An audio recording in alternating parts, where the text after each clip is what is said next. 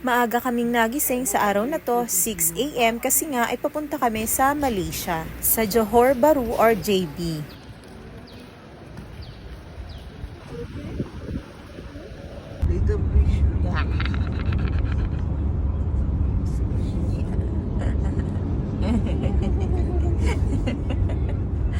Sobrang lapit lang ng Malaysia mula dito sa Singapore. Natatagalan lang sa biyahe dahil sa traffic sa dami ng papasok ng Malaysia. Ganon din naman mula Malaysia pabalik dito sa Singapore. 3 araw nga pala kami magi-stay sa Malaysia. At syempre, ang lilafang na naman yan. Ilang oras pa nga lang pala yung tulog namin, lalong-lalo na si Yuna. Kasi naman, simula nang dumating kami dito sa Singapore, talaga namang puyaters team na naman kami. At eto na nga, sobrang haba ng pila ng mga sasakyan. Mabuti na lang, sanay ako sa Pilipinas sa ganitong klase ng sistema. First time ko nga lang palang maranasan ito na mula sa Singapore ay pupunta ng Malaysia by land. Dati kasi naranasan ko nung nag-tour kami ng kaibigan ko sa Singapore, ay connecting flight yung nakuha namin. So from Singapore, nag-stop over kami ng Malaysia, and then from Malaysia sa KL, doon na kami sumakay ng papunta sa Philippines. At eto na nga, nakalagpas na kami sa Singapore Immigration.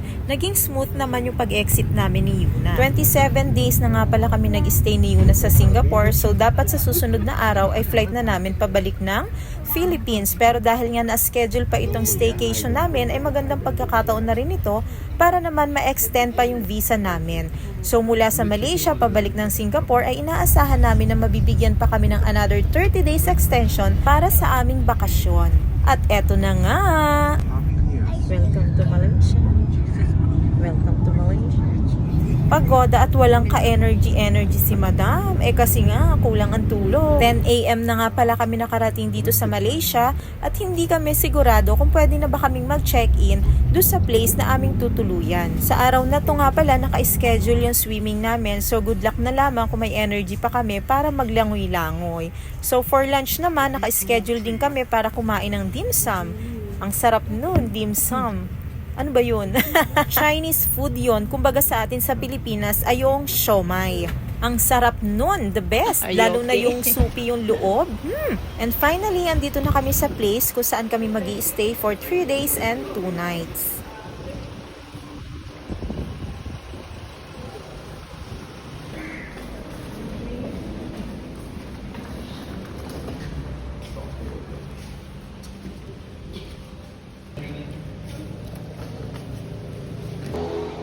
Pagdating nga namin dito sa place ay hindi pa naka-ready yung susi para sa amin kasi nga may naka-check-in pa pala. 12:00 pa kasi ng tanghali yung check-in time namin. Kaya naman kakain na muna kami ng lunch at itong mga gamit namin ay ihahabilin na lang muna namin sa opisina ng Airbnb. Wala din naman kaming choice kung hindi maghintay.